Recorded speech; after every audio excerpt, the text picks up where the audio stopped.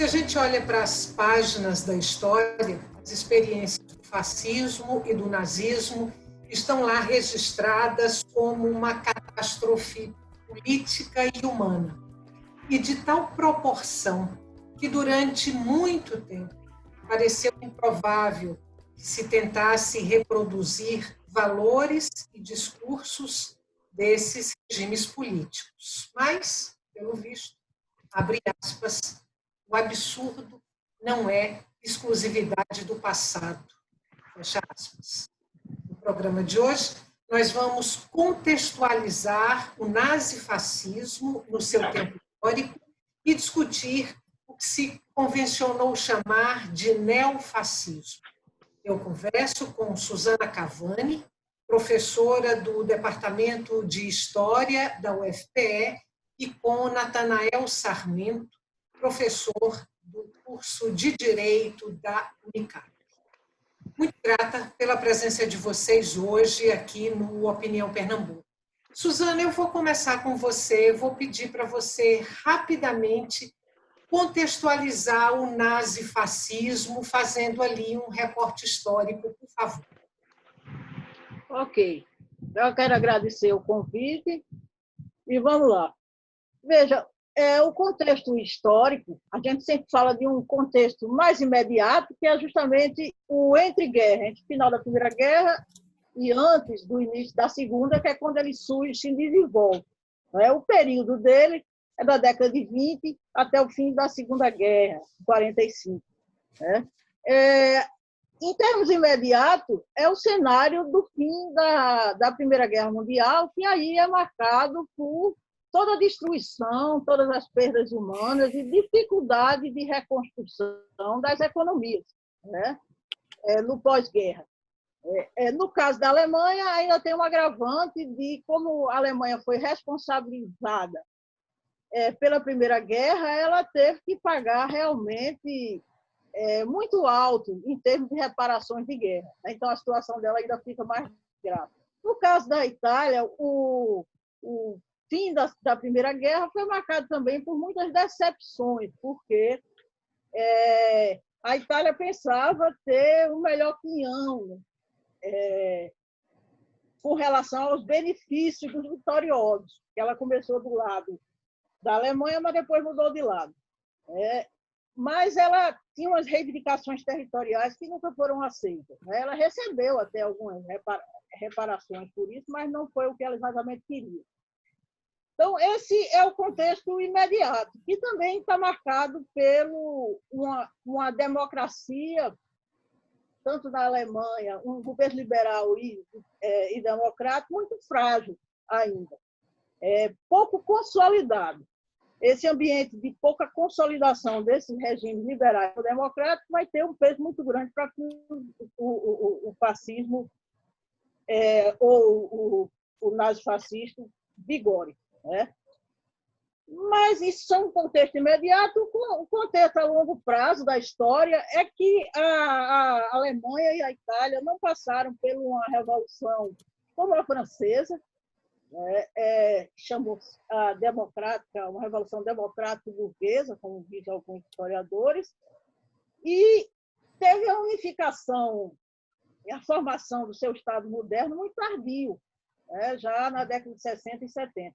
Tudo isso tornava muito frágil a experiência liberal e democrata e também aquele Estado, que era um Estado novo, em termos contemporâneos. É nesse cenário que vai acontecer essa experiência política. Natanael, eu queria pegar alguns pontos que foram colocados pela professora Suzana e considerar uma espécie de terreno fértil, quer dizer, um terreno que propiciou o surgimento tanto do fascismo como depois do nazismo. E queria trazer isso um pouco, se possível, para a contemporaneidade, já que a gente vai falar também de um neofascismo, ou que se convencionou chamar de neofascismo. Como é que a gente traria para os dias atuais esse terreno que possibilitou essas experiências políticas e suas proporções trágicas, digamos assim? Certo. Então, obrigado a todos por essa participação, obrigado a Estela e a colega Suzana Cavani, historiadora, todos que fazem o programa Opinião Pernambuco. Bem, eu começaria dizendo que a contemporaneidade do fascismo é a contemporaneidade do regime capitalista de produção. Porque o nazismo e o fascismo, eles são expressões da burguesia, daquele segmento mais reacionário, mais chauvinista e mais imperialista, que todos os momentos da história em que se aprofunda numa crise econômica muito grande e que não consegue sair desta crise pelas vias institucionais do regime dito democrático burguês, apela para o terror de Estado. E aí tem o nazismo e o fascismo como fenômenos universais. Se falar de nazismo com Salazar, com Franco, com Pinochet, com Médici no Brasil, etc., essa universalidade e não apenas um fenômeno peculiar da Itália ou da Alemanha, né? Então, tanto que se fala em nazifascismo. Então, como o capitalismo ele tem uma contradição fundamental, estrutural, porque as suas forças produtivas não correspondem ao desenvolvimento das suas relações de produção, ou tem um pequeno grupo que se apropria de tudo que é produzido socialmente, não é? Então, essa contradição ele não supera, essas crises vão e voltam, elas retornam. Aí, ora dizer a crise do petróleo, é a crise imobiliária, é a crise disso, é a crise comercial da China, aí ficam se inventando nomes para uma crise só, que é a crise do capital. E aí o Estado, que é o aparato político que vai garantir essa ordem, ele não é suficiente dentro daquela normalidade democrática de liberdade, não vai aguentar as demandas sociais, a grande pressão que se aprofunda, então apela para o estado de terror, daí o nazismo e o fascismo. A contemporaneidade. O fascismo no Brasil o fascismo à brasileira, né, vamos dizer assim, ele é contemporâneo dos seus troncos. A Ação Integralista Brasileira foi fundada em 1932. A primeira fase do fascismo no Brasil, com a AIB, a Ação Integralista Brasileira, de Plínio Salgado. Passou por fases diferentes. Teve o fascismo do Estado Novo, que foi um Estado forte, ditatorial, anticomunista e tal, com viés desenvolvimentista, sim, mas para salvar o capitalismo. Desenvolveu-se com a doutrina de segurança nacional, da ditadura de 64, o golpe militar aí já sob os ecos da Guerra Fria, e hoje está retornando em passos largos com o governo atual, que tem um viés e um recorte com características bastante autoritárias, autocráticas, racistas, excludentes, anticomunistas, todos os ingredientes do fascismo para salvar o grande capital, prejudicando trabalhadores. Suzana, quando você situou o nazifascismo historicamente, você estava falando de estados fascistas e da Alemanha, o Estado nazista. Agora, eu queria falar dos movimentos fascistas. Qual a capilaridade desses movimentos, independentemente de você ter um Estado fascista ou não? Ok. Antes de responder a sua questão, no contexto, faltou eu lembrar do grande avanço das organizações de esquerda, tanto sindicais como partidos, no entre-guerra. E também a experiência da Revolução Russa, que traumatizou, né, o mundo liberal naquela época. Bom, agora, entrando no que você pergunta, isso é importante, né? Porque a gente pensa nos estados fascistas, mas a gente precisa pensar que existiram movimentos, né, que não se passaram daí, não se transformaram no Estado, não houve a ascensão ao poder desses grupos e eles acabaram minguando, né? Mas isso não desvaloriza pensar isso, porque é muito importante o movimento fascista, inclusive porque os movimentos fascistas, englobando aí também o nazismo, eles são movimentos autoritários, não é, comuns ao mundo contemporâneo, mas eles têm uma peculiaridade importante. é que eles estão muito baseados na mobilização das massas, na mobilização da população. Não é uma tomada do poder que simplesmente implica, né, na não democracia e da não integração das massas no que vai vir nesse Estado. Portanto, a origem dele, quando eles dão certo, é um movimento que tem um partido que tem uma expressividade muito grande na população. Não é uma coisa de poucos, é de uma sociedade, ele é próprio da sociedade industrial, capitalista e de massa. Portanto, ele tem uma base popular, inclusive, se não for da classe operária, porque a classe operária não se chegou ao fascismo. Ela se distanciou, ela, aliás, era o grande inimigo. Mas, nessa sociedade, o partido é um partido de massa. Né? Trazendo agora para a contemporaneidade, o que substituiria partido de massa são as redes sociais. Esse neofascismo, ele se movimenta, ele se organiza pelas redes sociais em substituição ao que seria o tradicional partido de massa? Vou tentar responder a sua pergunta, que caberia um seminário, né? Você me dá aí dois minutos, um minuto para responder num seminário. Mas o seguinte, como o fascismo ele só surge basicamente em épocas de crises econômicas para sair dessa crise, período de crise você aumenta o desemprego, o número de desempregados, de desqualificados. E Suzana colocou muito bem, a professora, a nossa colega, porque não é a classe operária exatamente os trabalhadores, é o luperproletariado. O luperproletariado é a base de massa do fascismo, a massa, a desclassée, que Marx se referia. Tem segmentos de classe média, sim, sempre tem. Nós temos os intelectuais serviçais da burguesia e outros, os pescadores de águas-turvas, e tem os elementos da burguesia que financiam a burguesia financeira, a burguesia monopolista, os oligopólios agrários, que esses setores precisam manter a sua margem de lucro, independentemente de crise, porque o capital não está interessado no bem-estar de ninguém. No capitalismo, seja na fase imperialista superior ou qualquer que seja, interessa os lucros privados, manter-se da taxa de lucros do capital.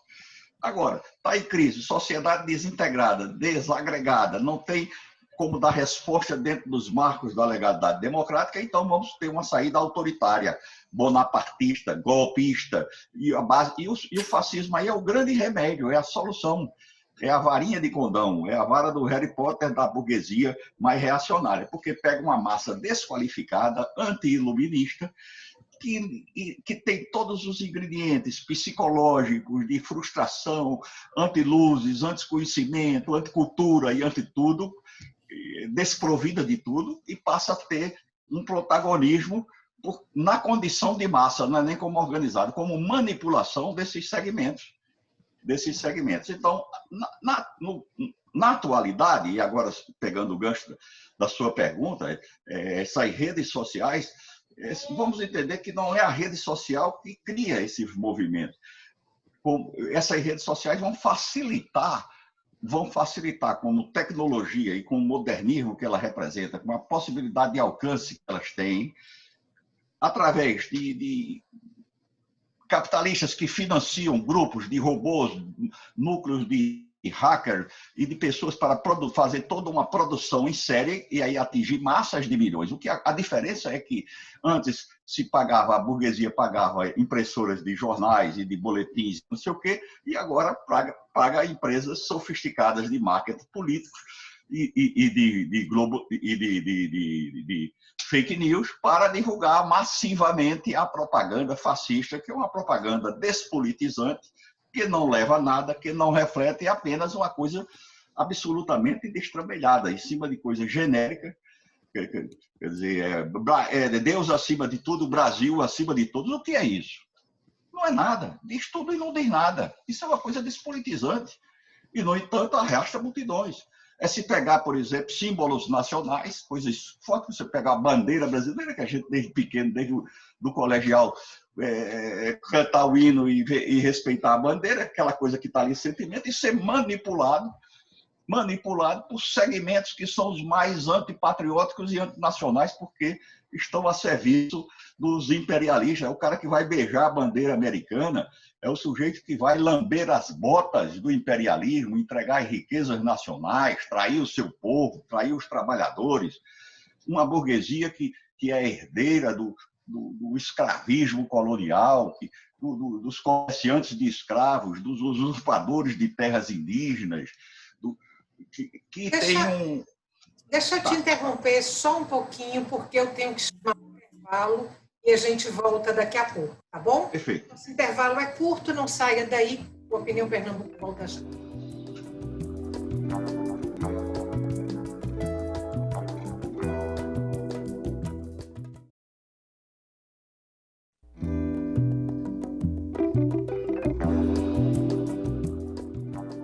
Estamos de volta para o segundo e último bloco do Opinião Pernambuco. No programa de hoje, nossos convidados falam sobre o nazifascismo, no seu tempo histórico, e sobre o neofascismo.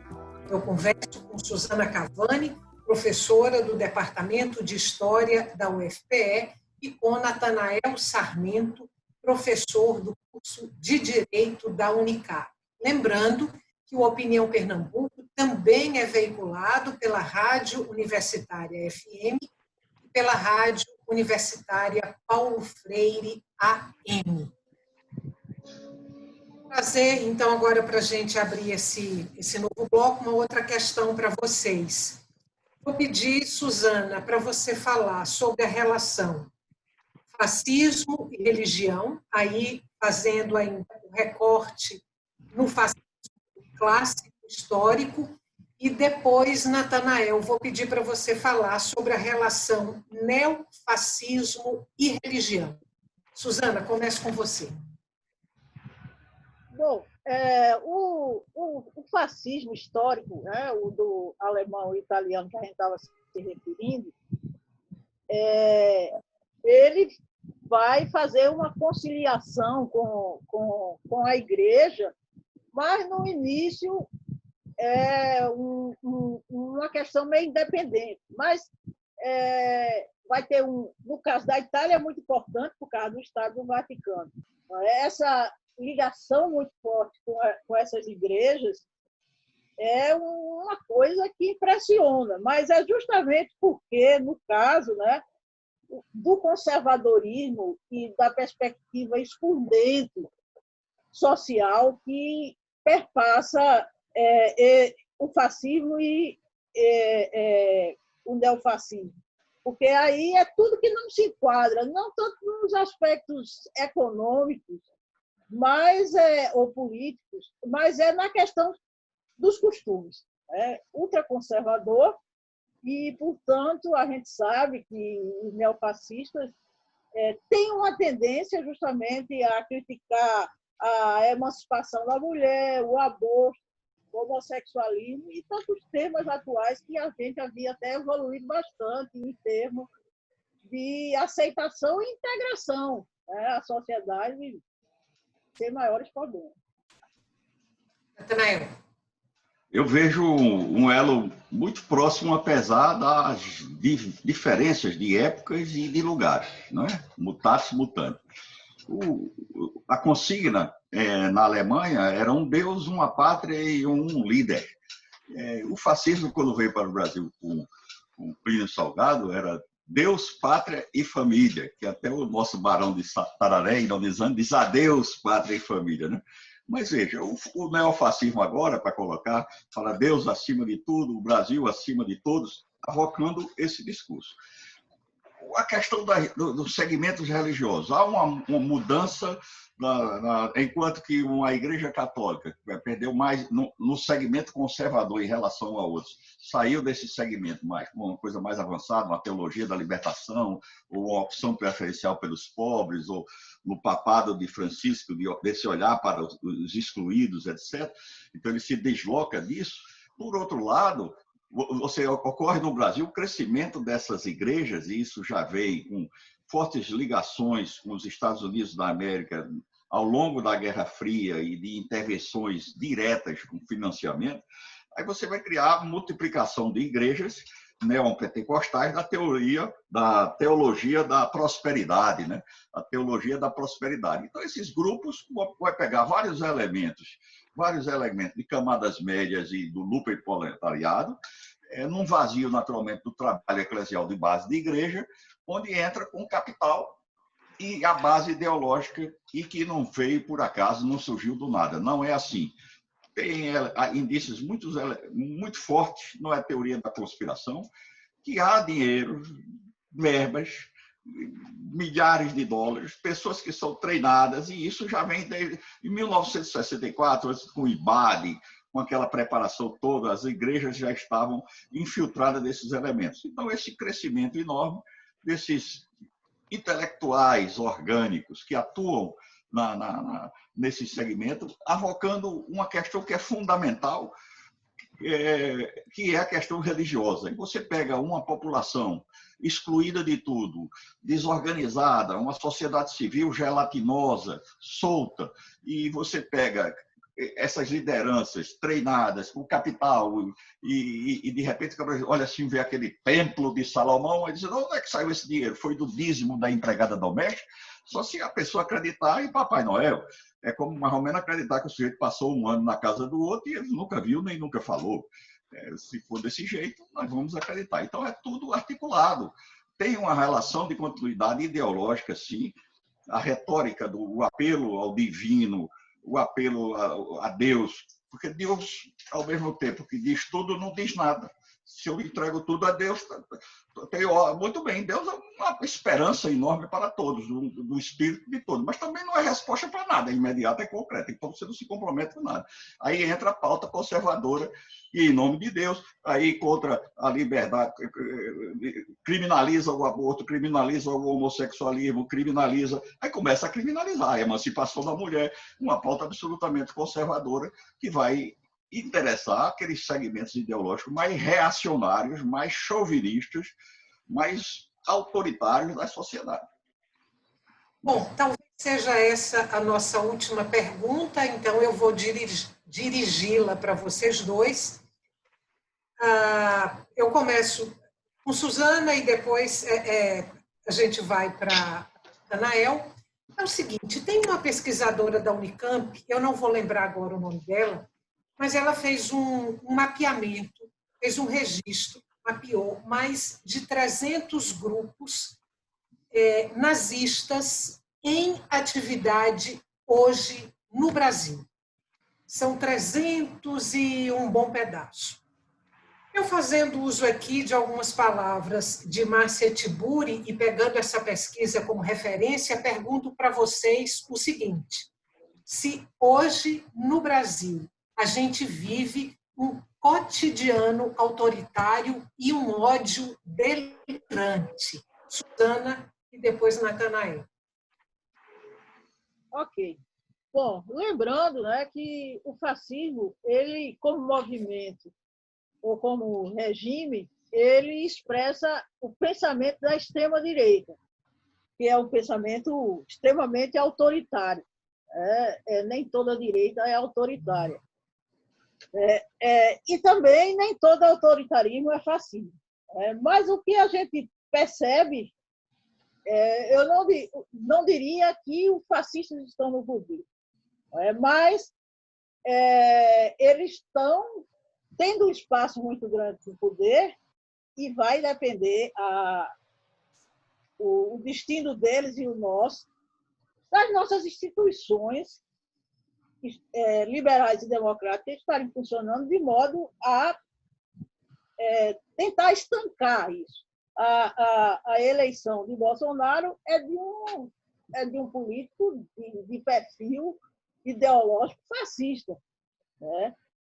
Agora, ele está num momento, né, que ele procura, a gente vê, ele procura avançar, dar uns passos para até onde vai se aturar o que ele está fazendo. E não só ele, né, não só o líder, mas também o que esses fascistas todos que você está falando da pesquisa, não é, tem um espaço de expressão.